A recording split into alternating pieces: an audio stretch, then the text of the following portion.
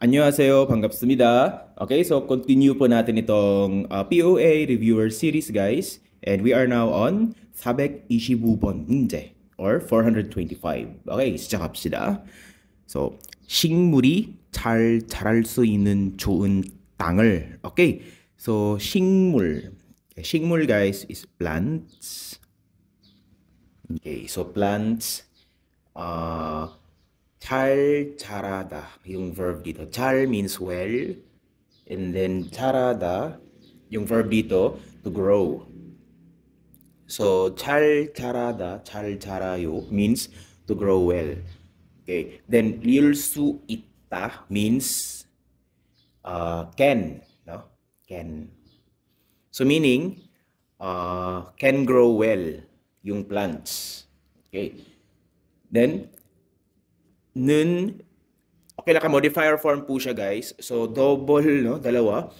Dito at saka dito. So, yung minodify niya is the verb ita. Okay, yung nun dito, guys, hindi po siya yung topic marker. No? Hindi po topic marker yung function niya dito. Kasi, nakasunod po is verb. Okay? Dito, chuta yung verb niya. And then, minodify, naging chun. Okay. So, ang ibig sabihin lamang po niyan, itong dalawa is nasa Tagalog na.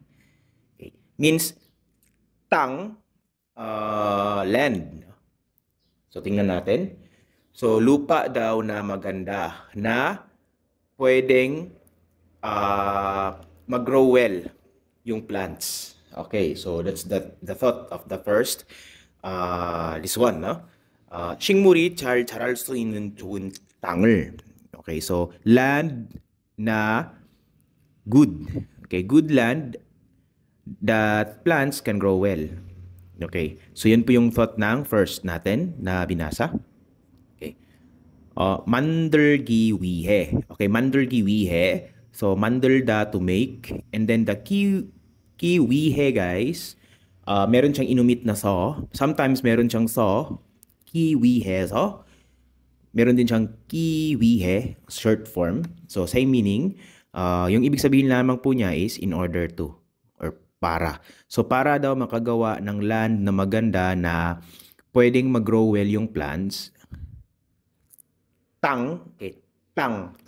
Okay, land, tange, sa lupa, 주는 tung. Okay, so juda, to give.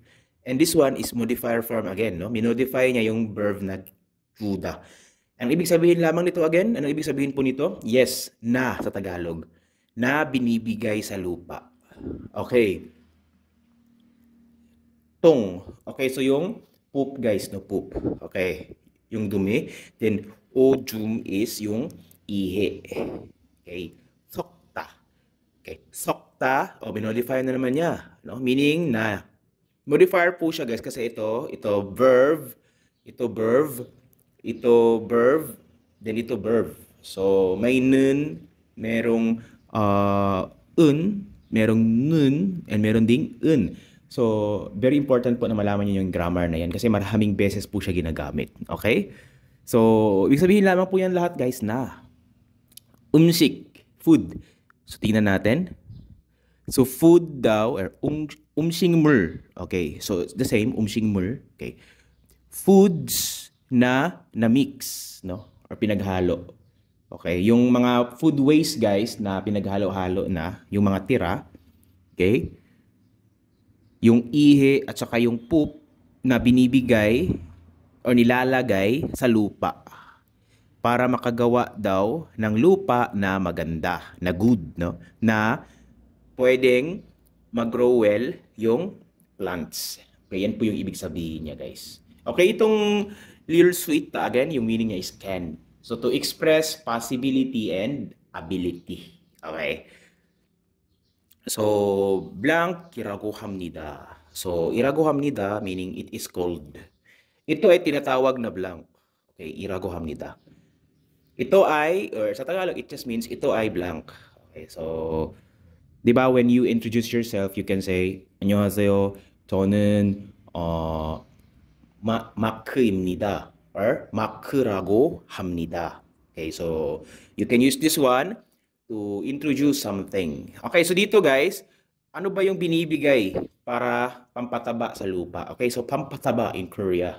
O pampataba. 한국말로 어떻게 할까요?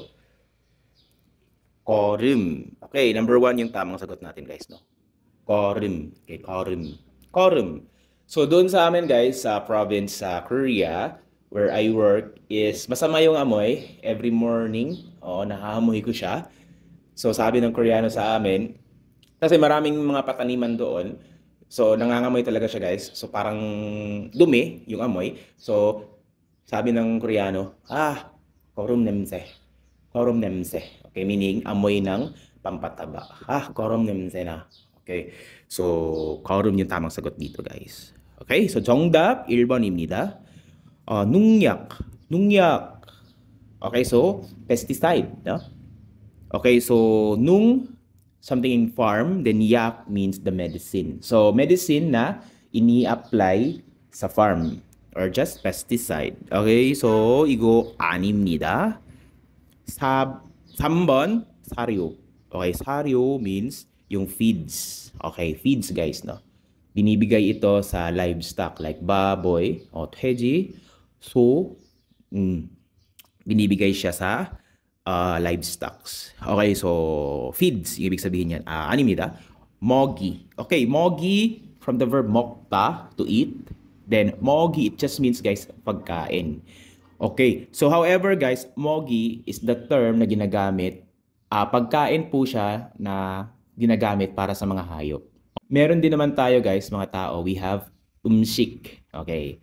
Okay, 음식. 근데 동물, no? Yung mga hayop sa kanila is 먹이. Okay? 먹이. Okay, so tamang sagot is number 1. 1번입니다. Next. 426번 문제. Okay, so 426. 소, 돼지, 닭 같은 가축들에게 주는 음식. Okay, so food na Juda binibigay. Juda to give, no? Food na binibigay daw sa ege, it just means sa. Referring to people or animals. Okay, let's say for example, tuanege, satuan or kay tuan. Okay. Kay, especially pag tao guys, it just means kay. Okay, for example, 마크에게. 마크에게 means kay Mark. Okay, however, pag mga hayop, example, 고양이에게. Okay, so hindi naman kay pusa, sa pusa. So it just means kay or sa, depende sa kung sino, tao ba or hayop. Meron din siyang 한테. Okay, are you familiar with that guys? 한테 is 한 마리예요. So same words, synonym sila, magkaparehang meaning. Okay. 한테 or ege. However guys, 한테 is more commonly used in spoken language. So 가족들, 가축, no? 가축들에게 sa mga sa mga livestocks tulad ng manok, baboy at saka yung baka. Okay. So ano ba sa Tagalog yung baka? Yung cow guys, no, cow. Okay. So di ko alam kung baka din ba. Okay, sorry. Sa Bisaya kasi guys, yung cow is baka. Okay. So yan. Ano yan guys? No? It is called 이라고 합니다. Ito ay blank yung food na binibigay sa mga livestock tulad ng manok, baboy at saka cow. Okay, 다른 말로는 다른 iba, then 말 word, then through, or it just means guys when you say 다른 말로, okay, means in other words. In other words, 먹이라고도 하죠. Okay, so it is called also 먹이. Okay, di ba guys, pag 먹이, kinakain siya ng mga hayop. Okay. So, 1번 식사. 식사는 사람.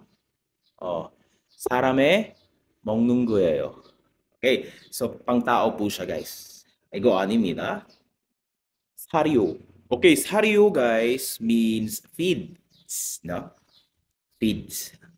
So, it is correct. Number 2 yung tamang sagot natin, guys. Kasi it means feeds, no?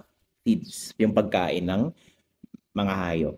Okay, saryo. Okay. Hindi korum. Korum kasi yung kanina, yung pampataba ng lupa. 아닙니다. Then 필요. Okay, 필요. Okay, 거름과 비료는 똑같습니다. 비슷한 말입니다. So they are same meaning, no? They have the same meaning. 비슷한 뜻을 가지고 있습니다. So same meaning po yung dalawa, guys. Okay. So it just means manure or yung mga pampataba, fertilizer, ganun, no? Ito. Okay?